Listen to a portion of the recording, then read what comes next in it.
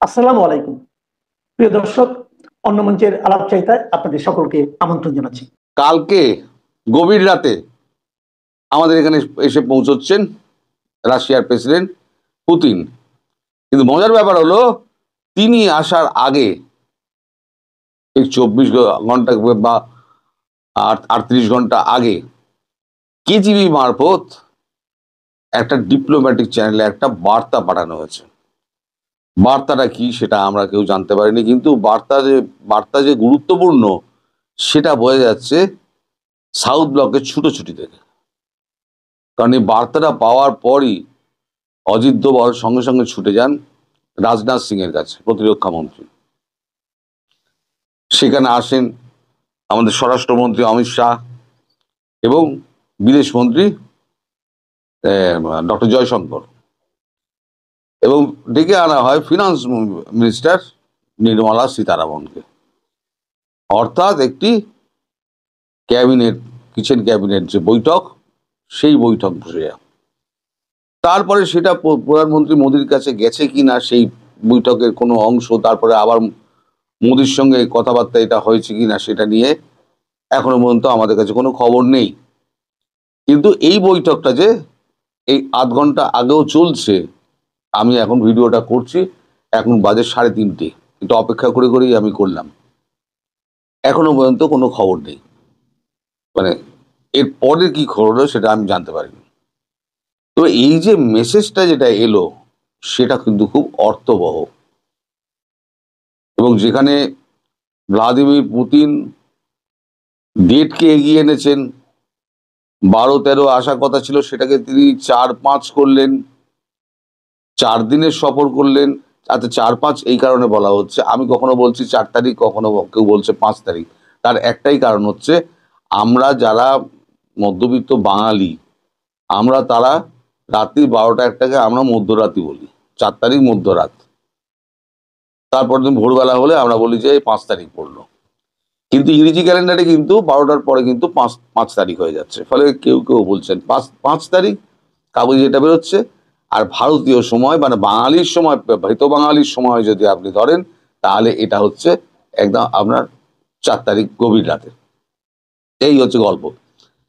হঠাৎ কি এমন ঘটলো, এর মধ্যে লুকিয়ে আছে কিন্তু রহস্য। কারণ বাংলাদেশ নিয়ে কিন্তু এখানে প্রচুর গল্প রয়েছে। গল্প আমার মনে হচ্ছে, সন্দেহ হচ্ছে এই কারণে, কূটনৈতিক মহলে কথাবার্তা বলে যেটা জানা গেল সূত্র মারফত, যে বাংলাদেশে একটা বড় অঙ্ক এখানে রয়েছে। আপনাদের হয়তো স্মরণে থাকতে পারে যে এর আগে 45 মিনিটের একটা বৈঠক হয়েছিল ভ্লাদিমির পুতিন তার গাড়িতে। ওই গাড়িতে আর কেউ ছিলেন না, শুধুমাত্র নরেন্দ্র মোদী এবং পুতিন। সেই বৈঠকের খবর কিন্তু কেউ জানে না। এবারেও একটা রুদ্ধতার বৈঠকের কথা আছে, যেটা আমি আগেও আপনাদের বলেছিলাম। তার মানে বাংলাদেশ থেকে এমন কিছু খবর একটা এসছে যেটা পুতিনের কান খাড়া করে দিয়েছে। আর বাংলাদেশে কিন্তু কেজিবি এখন প্রচন্ড অ্যাক্টিভ। এই যে আপনাদের ওখানে যে জ্যাকসন মারা গেলেন, তার আগে বেশ কয়েকজন আমেরিকান মারা গেলেন, মারা তো গেছেন, এটা আপনারা সবাই জানেন।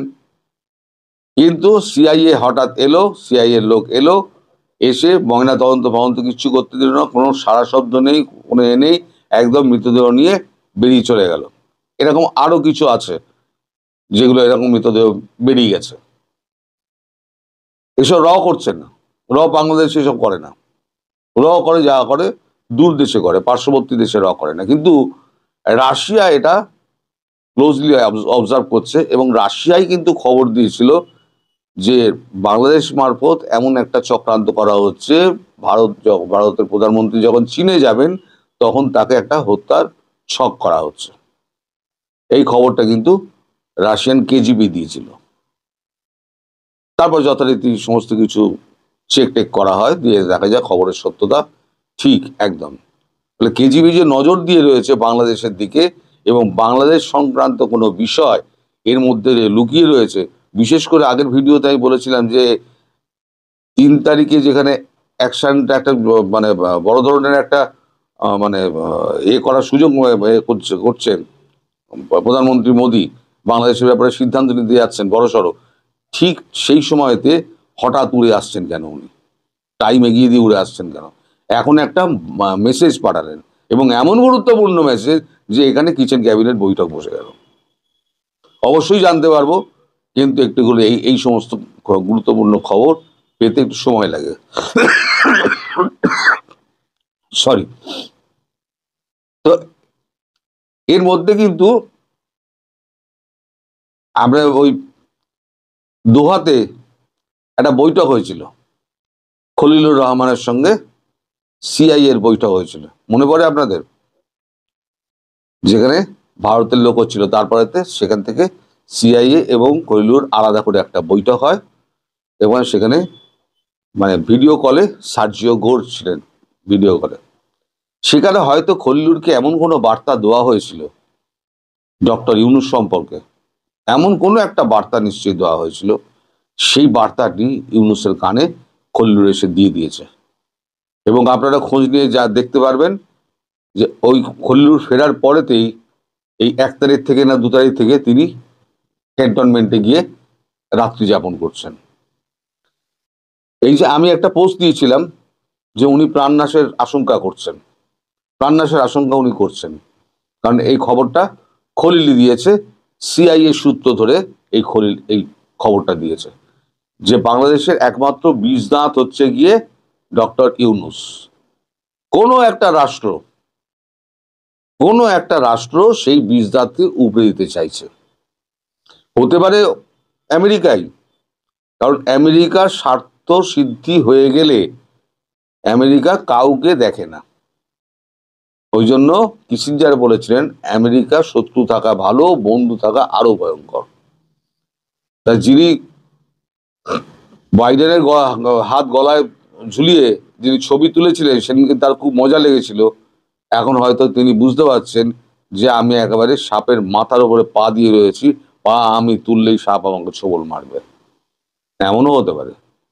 অথবা এমনও হতে পারে কোনো বিদেশি শক্তি ওই দাঁতকে ওবড়ানোর চেষ্টা করছে। আমার পরবর্তী যে মানে ইউনূসকে নিয়ে ভিডিও করার যে ইঙ্গিতটা ছিল, সেটা হচ্ছে এই ধরনের কিছু ইঙ্গিত দিয়ে আমি করে দিয়েছিলাম, যে আর নির্যাসটা আপনাদেরকে বলে দিলাম যে কেন ভয় পাচ্ছি না। আর আপনারা যারা বলছেন যে ইউনূস বহুদিন ধরেই রাত্রি যাপন করছেন, এই কথাটা ভুল। সম্পূর্ণ উনি যমুনাতেই আছেন, রাত্রি যাপন যমুনাতেই করছিলেন। ইদানিং 3-4 দিন উনি যমুনায় থাকছেন না, উনি ক্যান্টনমেন্টে গিয়ে ঢুকে বসে থাকছেন। এবার আর একটা হিসেব করুন, করছে জেলেনস্কি কিন্তু বলেছিল মোদি যদি মধ্যস্থতা করেন তাহলে এই যুদ্ধ আমি থামাতে রাজি আছি। এখন জেলেনস্কির মনে আছে যে ডোনাল্ড ট্রাম্প তার অফিসে ডেকে নিয়ে জেলেনস্কিকে কি অপদস্থ করেছিলেন। ডোনাল্ড ট্রাম্পকে যেমন ইউরোপ বিশ্বাস করে না, তেমনি রাশিয়া বিশ্বাস করে না, ভারত বিশ্বাস করে না, চীন বিশ্বাস করে না, পৃথিবীর কোনো দেশ বিশ্বাস করে না, জেলেনস্কিও বিশ্বাস করে না। ফলে জেলেনস্কিকে যতই বোঝানো হোক, ট্রাম্প বোঝাক, জেলেনস্কি কিন্তু বুঝতে রাজি নয়। জেলেনস্কি জানেন এখানে একমাত্র যে ব্যক্তি যিনি আছেন তিনি হচ্ছেন নরেন্দ্র মোদী, যার কথা রাশিয়া শোনে, যার কথা আমি শুনলে পরে আমার ভালো হবে। হয়তো যুদ্ধটা থামানোর জন্য হয়তো রাশিয়া মধ্যস্থতা করতে মধ্যস্থতা চাইবে হচ্ছে নরেন্দ্র মোদীর। সেটাও একটা কিন্তু পয়েন্ট হতে পারে। পুরোটা বাংলাদেশ জড়িয়ে আছে, কিন্তু এটাও কিন্তু একটা পয়েন্ট হতে পারে, কারণ রাশিয়া জানে যে ভারতবর্ষ রাশিয়ার একেবারে চিরকালীন বন্ধু। এত চাপ আমেরিকার এসছে, আমাদের জিডিপি 8.2% হয়েছে, বেড়ে সবার জিডিপি একই জায়গায় রয়েছে, কিছু দেশে হয়তো কমেছে। রাশিয়ার জিডিপি বেড়ে গেছে, সেটা হচ্ছে ভারতের সঙ্গে ব্যবসা করে। তখন যে এত চাপের মুখেও ভারত যে তেল কেনা থেকে সরে আসেনি, এটা কিন্তু রাশিয়া কিন্তু জানেন তো, যে কোনো এজেন্সি, যে কোনো দেশ বিহেভিয়ারাল মানে আচরণগত ব্যাপারগুলো দেখে, যে এই লিডারটা কিভাবে তার মুভমেন্ট করছে, তার বডি ল্যাঙ্গুয়েজ কি, সে কিভাবে ভাবছে, উনি এতে বৈঠক করতে যাচ্ছেন, ট্রাম্পের সঙ্গে বৈঠক করতে যাচ্ছেন, সব দেশ নানান কটূক্তি করেছে, ভারতবর্ষ কিন্তু চুপ, ভারতবর্ষে একটা কথা বলে না। এগুলো প্রত্যেকটা কিন্তু কূটনীতিতে কাউন্ট হয়, প্রত্যেকটা। তার উপর নির্ভর করে যে পুতিন কার ওপরে ভরসা করবে। ভারতবর্ষের এই দীর্ঘদিনের ভূমিকা, সেটা রাশিয়া জানে যে আর যেই আমার হাত ছাড়ুক না কেন, ভারতবর্ষ ছাড়বে না। ফলে যেমন রাশিয়া ভারতকে সাহায্য করে, সেটা অর্থনৈতিক দিক হোক, ব্যবসায়িক দিক হোক, তারপর আপনার গোয়েন্দা সূত্র এদিক ওদিক করা হোক, তেমনি ভারতও রাশিয়াকে রেসিপ্রোকেট করে ওইভাবে। তো এখন এইভাবে খেলাটা এখন যেটা চলছে, সেটা মোদি অবধি যাচ্ছে। নিশ্চয়ই মোদি জানবেন, মোদি জানবেন না এমন তো নয়। নিজেদের মধ্যে কথাবার্তা বলে ডিসকাশন একটা তৈরি করে মোদিজির কাছে গিয়ে উপস্থিত হবেন। তার মধ্যে একটা বার্তা আবার হয়তো রাশিয়াকে পাঠিয়ে দেওয়া হবে, ঠিক আছে আপনার ব্যাপারটা আমরা বুঝেছি, আমরা এই ব্যাপারটা নিয়ে আলোচনা করছি, আপনি আসুন। আমার মনে হচ্ছে যে রাশিয়া খুব সম্ভবত চাইছে যে ইউক্রেনের যুদ্ধটা বন্ধ করে দাও। ইউক্রেনের যুদ্ধটা বন্ধ করলে রাশিয়া ফ্রি হবে। রাশিয়া ফ্রি হলে পরে এই যে বাংলাদেশের ব্যাপারটা যেটা আছে, যেখানে আমেরিকা পাগলানোর চেষ্টা করছে, ওখানে ইউরোপের একটা অংশ ওখানে ধরে ওই যে ইস্তিমুরের মতো একটা খ্রিস্টান রাষ্ট্র গড়ার চেষ্টা করছে। এই শুধু তো আমেরিকা করছে না, আমেরিকার সঙ্গে ইউরোপও রয়েছে। তাহলে সেটাকে বন্ধ করতে পারলে পরে একমাত্র লাভ হচ্ছে ভারত এবং রাশিয়ার। চীনকে না ভারত বিশ্বাস করে, চীনকে না ভারত বিশ্বাস করে, না রাশিয়া বিশ্বাস করে। ঠিক আছে, সঙ্গে আছো থাকবো, কিন্তু তোমার উপরে চোখটা আছে, কিন্তু তোমাকে অন্ধের মতো বিশ্বাস আমরা করি না। ফলে যা করছে এই দুই বন্ধু মিলে করছে, এবং যত সমাধান এই দুই বন্ধু মিলেই করবে। আমি একটা ভিডিওতে বলেছিলাম, দুই রাষ্ট্রপ্রধান মিলিতভাবে কথাবার্তা হয়েছে এবং দুই রাষ্ট্রপ্রধান মিলিতভাবে শেখ হাসিনাকে ওইখানেই বসাবেন। এর কোনো অন্যতা হবে না, আপনারা দেখে নেবেন। অনেক লোকে আমায় টিটকিরি মারে, অনেকে বলেন গল্প শোনায়। আমি যখন বলতাম 14-16 মাস আগে এই পরিস্থিতি আপনাদের থাকবে না, তখন অতি বড় আওয়ামী লীগারও তখন কিন্তু মানে আমার কথা বিশ্বাস করতেন না, বলতেন কি করে আপনি বলছেন।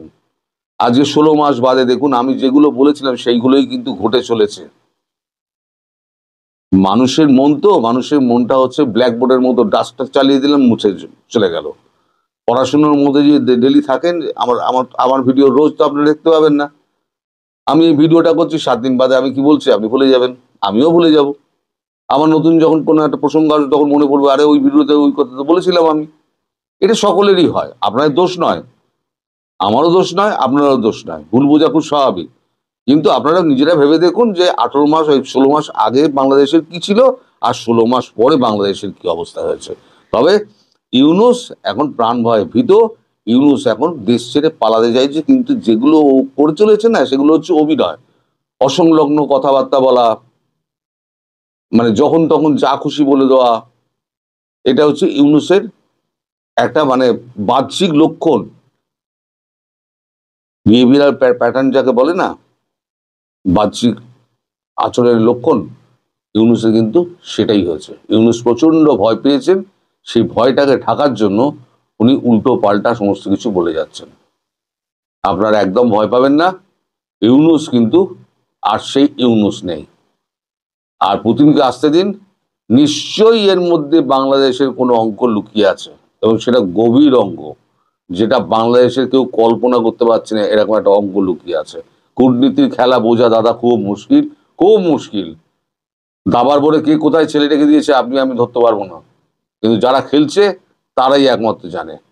সবাই আসসালামু আলাইকুম দর্শক, বিএনপি চেয়ারপারসন বেগম খালেদা জিয়াকে বৃহস্পতিবার মধ্যরাত থেকে শুক্রবার সকালের মধ্যে যে কোনো সময় উন্নত চিকিৎসার জন্য তাকে নিয়ে একটি বিশেষ টিম লন্ডনের উদ্দেশ্যে যাত্রা করতে পারে, এবং এই উদ্দেশ্যে কাতারের একটি এয়ার অ্যাম্বুলেন্সও নাকি বাংলাদেশ উদ্দেশ্যে এর মধ্যে রওনা দিয়েছে। এটি আমাদের কাছে সর্বশেষ খবর, এর মধ্যে আপনারা নিশ্চয়ই অনেকে জেনে গেছেন।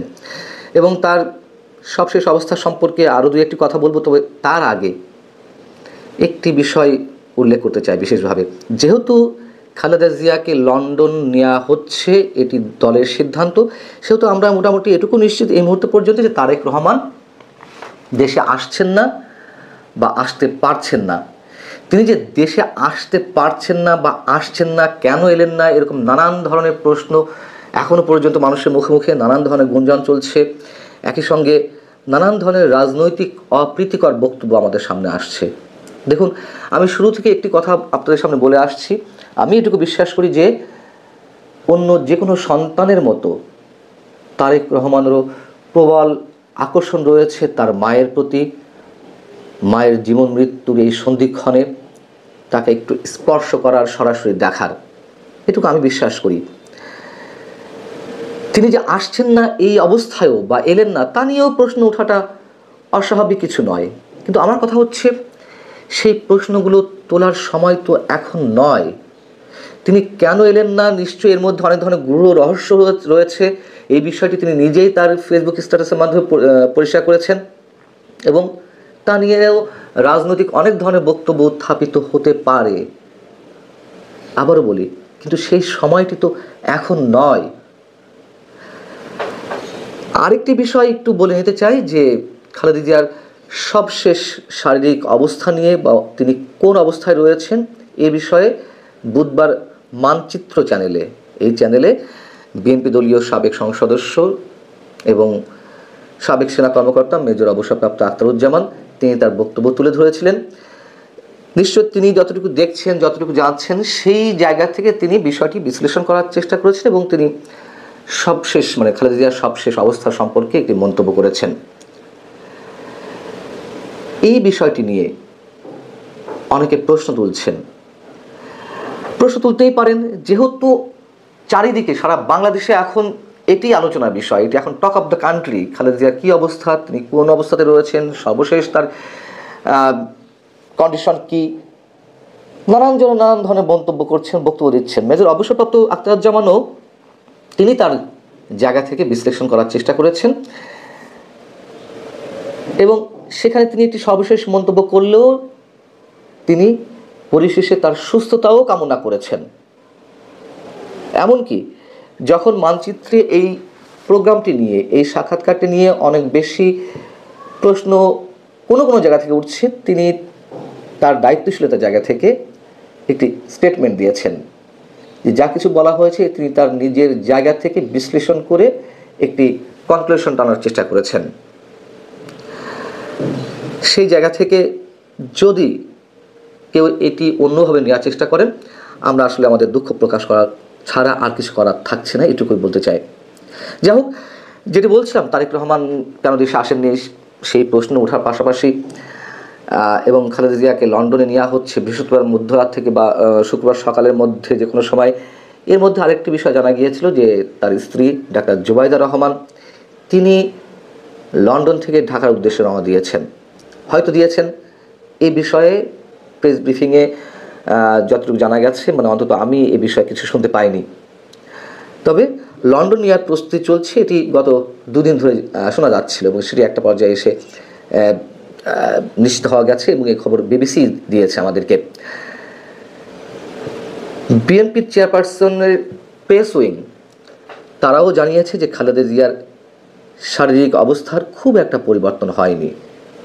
গত 24 ঘন্টায় তিনি এর আগে যা ছিলেন একই রকম রয়েছেন এবং এই অবস্থাকে স্থিরশীল মনে করছেন চিকিৎসকরা, এমনই বক্তব্য দেওয়া হয়েছে প্রেস উইং থেকে। আর আবারও তারেক রহমানের প্রসঙ্গে আসি যে তার যে বিড়াল, খুব শখের একটি বিড়াল রয়েছে, আদরের বিড়াল রয়েছে, সেই বিড়ালেরও পাসপোর্ট হয়েছে বাংলাদেশে আসার জন্য। তার তারেক রহমানের একটি প্রস্তুতি ছিল যে যদি দেশে আসার ক্ষেত্রে তার যে জটিলতা রয়েছে সেই জটিলতা নিরসন করা সম্ভব হয় তাহলে তিনি আসবেন। বিড়ালের পাসপোর্ট করার বিষয়টি সম্বন্ধে সেই জায়গা থেকে আমরা এই বিষয়টিতে পৌঁছাতে পারি এবং সহজে বোঝা যাচ্ছিল যে তিনি সব পরিবারে আসার চিন্তা ভাবনা করছেন বা পরিকল্পনা নিয়েছেন এবং সেই পরিকল্পনা থেকে বিষয়গুলো বাস্তবায়নের চেষ্টা করছিলেন। আরেকটি বিষয় যেটি উল্লেখ করা দরকার যে রাজধানীর বসুন্ধরা আবাসিক এলাকায় এভার কেয়ার যে হসপিটাল, যেখানে খালেদা জিয়া চিকিৎসাধীন রয়েছেন, সেই হাসপাতালের পাশের মাঠে সেনাবাহিনীর বা সশস্ত্র বাহিনীর 2টি হেলিকপ্টার পরীক্ষামূলক অবতরণ এবং উড্ডয়ন করেছে। এই বিষয়টি না এখনও পর্যন্ত মানুষের কাছে রহস্যের। মানে কেন এই অবস্থায় SSF এর প্রোটোকল অনুযায়ী এই পরীক্ষামূলক এই উড্ডয়নের ব্যবস্থা, এই প্রশ্নটি মানুষের মুখে রয়েছে। তবে যেটুকু বোঝা যাচ্ছে সম্ভবত খালেদা জিয়াকে এ ধরনের কোনো হেলিকপ্টার করেই বিমানবন্দরে নেওয়া হবে, সেখান থেকে এয়ার অ্যাম্বুলেন্সে করে লন্ডন নেওয়া হবে, হতে পারে। এর পাশাপাশি আরও অনেক ধরনের মন্তব্য, নানান ধরনের গুঞ্জন বা কেউ গুজবও ছড়াচ্ছিল। আগেই বলেছি যে এমন কোনো ব্যবস্থা থাকলে সেটি এমনিতেই হতে পারত। সরকারের পক্ষ থেকে একবারে প্রকাশ্যে একটি বিজ্ঞপ্তি দেওয়া হলো, সেই বিজ্ঞপ্তি নিয়েই নানান ধরনের কানাঘুষা চলছিল। এখন পর্যন্ত মানুষ জানে না যে এই হেলিকপ্টার অবতরণ এবং উড্ডয়নের ভিতরের কারণটি কী। অনেক ধরনের প্রশ্ন উঠছে। আর খালেদা জিয়ার যে অসুস্থতা, তার জন্য বিএনপির পক্ষ থেকে আনুষ্ঠানিকভাবে বলা যায় যে আওয়ামী লীগকেই দায়ী করা হয়েছে। দলের মহাসচিব, যুগ্ম মহাসচিব রুহুল কবির রিজভী তিনি বৃহস্পতিবার দুপুরে যে সংবাদ সম্মেলন করলেন, সেখানে তিনি উল্লেখ করেছেন যে তাকে নির্যাতন করে অসুস্থ করা হয়েছে। নির্যাতন করে অসুস্থ করা হয়েছে মানে কি? এই সময় তো আর কেউ নির্যাতন করেনি, আওয়ামী লীগ সময়ের কথাই তিনি উল্লেখ করতে চেয়েছেন। এই জায়গাটিতে একটু জোর দিতে চাই, যেটি আমি শুরু থেকে বলছিলাম যে তারেক রহমানকে নিয়ে যেমন নানান ধরনের রাজনৈতিক বক্তব্য চলছে, এখন খালেদা জিয়ার এই অসুস্থতা নিয়েও বিএনপির পক্ষ থেকে এই ধরনের বক্তব্য তুলে ধরার কোনো কারণ আছে বলে আমি মনে করি না। তখন সবার আগে সবারই একটা উদ্দেশ্য, সবাই যেটি প্রার্থনা করছেন খালেদা জিয়ার সুস্থতা, তিনি যেন আবারও ফিরে আসেন। তার অবস্থা যতই সঙ্গীন হোক না কেন, যতই তিনি জীবন মৃত্যুর সন্ধিক্ষণে দাঁড়িয়ে থাকুন না কেন, সৃষ্টিকর্তা চাইলে তো সব কিছুই সম্ভব, এবং নিঃসন্দেহে আমরা সবাই সেটি চাই। ভালো থাকুন, আল্লাহ হাফেজ।